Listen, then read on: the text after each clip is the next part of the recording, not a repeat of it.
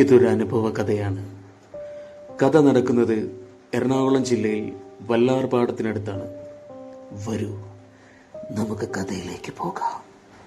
1990 കാലഘട്ടത്തിലാണ് ഈ സംഭവം സജിയുടെ ജീവിതത്തിൽ വലിയൊരു വഴിത്തിരിവുണ്ടാക്കുന്നത്.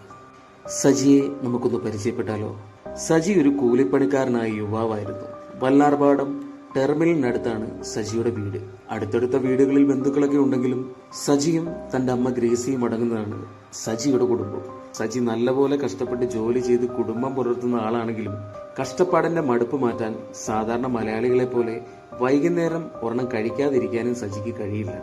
സംഭവം നടക്കുന്നത് ഒരു ശനിയാഴ്ച ദിവസമാണ്. സജി പതിവ് പോലെ കൂട്ടുകാരുമൊത്ത് മദ്യസേവയെല്ലാം കഴിഞ്ഞ് പതിവിലും വൈകിയാണ് തന്റെ വീട്ടിലേക്ക് എത്തിയത്.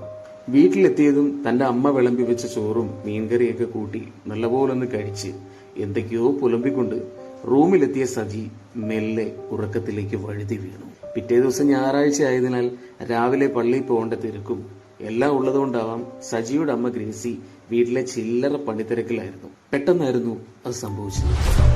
ആരോ വിളിക്കുന്നത് കേട്ട് സജി ഉറക്കത്തിൽ നിന്ന് ഞെട്ടി ഉണർന്നു. ഇതാ വരുവാ എന്ന് സജി പറഞ്ഞു.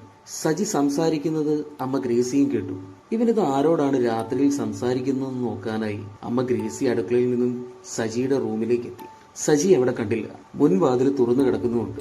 ഇത് കണ്ട ഗ്രേസി ഉടനെ ഹാളിലിരുന്ന് ടോർച്ചും എടുത്ത് പുറത്തേക്ക് ഇറങ്ങി. പുറത്തൊക്കെ വെളിച്ചം പരതി നോക്കിയിട്ടും ഇരുട്ടിന്റെ നിശബ്ദതയല്ലാതെ സജിയെ അവിടെ കാണാൻ കഴിഞ്ഞില്ല. ഉടനെ ഗ്രേസി ഒന്ന് പേടിച്ചു. പെട്ടെന്ന് വീടിന് പുറകുവശത്തേക്ക് ഗ്രേസി ചെന്നു. വീടിന്റെ പുറകുവശം അത്യാവശ്യം വലിയൊരു പാടമാണ്. കൊയ്ത്തൊന്നും ഇല്ലാതെ കിടക്കുന്ന ചെളി നിറഞ്ഞ ഒരു പാടം. ഗ്രേസി ടോർച്ചെടുത്ത് പാടത്തേക്ക് നോക്കുമ്പോൾ തന്റെ മകൻ സജി അതാ റോക്കറ്റ് വിട്ട പാടത്തോട് ഓടിപ്പോകുന്നതാണ് കാണുന്നത്.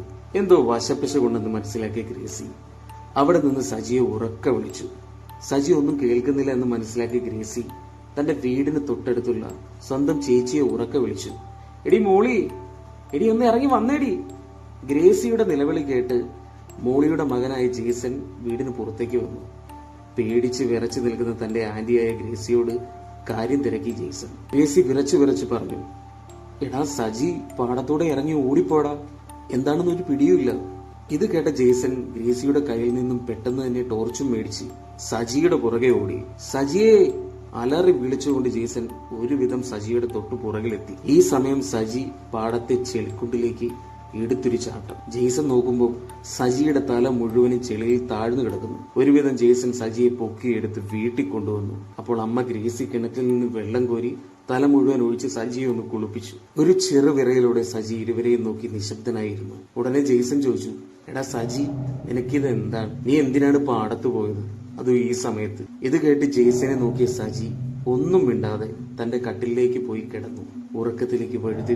ഇതെല്ലാം നോക്കി നിന്ന ജേസനും ഗ്രേസിയും ഈ ബഹളമെല്ലാം കേട്ട് ഓടിയെത്തിയ നാട്ടുകാരും എന്ത് പറയണം എന്നറിയാതെ പരസ്പരം മുഖത്തോട് മുഖം നോക്കിയിരുന്നു. അങ്ങനെ നേരം പുലർന്നു. ഒരു വലിയ ദുരന്തം കണ്ട ഭയഭീതിയിൽ ഉറക്കം പോലും നഷ്ടപ്പെട്ട ഗ്രേസി വീടിന്റെ തിണ്ണയിൽ പുറത്തേക്ക് നോക്കിയിരിക്കുന്നു. സജി പിന്നെയും ഇറങ്ങി പോകുമോ എന്ന് പേടിച്ചതുകൊണ്ടോ ഗ്രേസി ആന്റിയുടെ മുഖത്തുണ്ടായ ഭയവും അതൊക്കെ കണ്ടതുകൊണ്ടുമാകാം ജേസനും ജേസന്റെ അമ്മയും എല്ലാരും അവിടെ തന്നെ ഉണ്ടായിരുന്നു. ഈ സമയത്താണ് ഇതൊക്കെ അറിഞ്ഞിട്ട് ഗ്രേസിയുടെ മൂത്ത സഹോദരിയുടെ മകനായ ബിനു രാവിലെ തന്നെ അങ്ങോട്ട് ഓടിയെത്തിയത്. സജിയുടെ റൂമിലെത്തിയ ബിനു സജിയെ വിളിച്ചെഴുന്നേപ്പിച്ചു. ഒന്നും അറിയാത്ത പോലെ സജി ഉണർന്നു. സജിയോട് ബിനു കാര്യം തിരക്കി. സജി എല്ലാവരെയും നോക്കി. എന്നിട്ട് പറഞ്ഞു, ഇന്നലെ രാത്രി ഞാനിത്തിരി ഓവറായി മദ്യപിച്ചായിരുന്നു, അതാണ് അങ്ങനെ പറ്റിയത്. അപ്പൊ ബിനു ചോദിച്ചു, അതിന് നീ എന്തിനാണ് ഇറങ്ങി ഓടിയത്? എന്തിനാണ് പാടത്തെ ചെളിയിലോട്ട് ചാടിയത്? ഒന്ന് ആലോചിച്ച ശേഷം സജി പറഞ്ഞു, അത് ഞാൻ സുധീഷ് വന്ന് വിളിച്ചോണ്ട് പോയതല്ലേ, അവന്റെ കൂടെ പോയതാ ഞാൻ. ഇത് കേട്ട് ബിനു വല്ലാത്തൊരവസ്ഥയായി. സജിയുടെ ഉറ്റ ചങ്ങാതിയായിരുന്നു സുധീഷ്. ബിനു ഒന്നും മിണ്ടാതെ എല്ലാവരെയും നോക്കി മൗനം പാലിച്ചു നിന്നു. ഇത് കണ്ട സജിക്ക് എന്തോ ഒരു സംശയം തോന്നി. എന്താ ഏട്ടായി, എന്തു പറ്റി?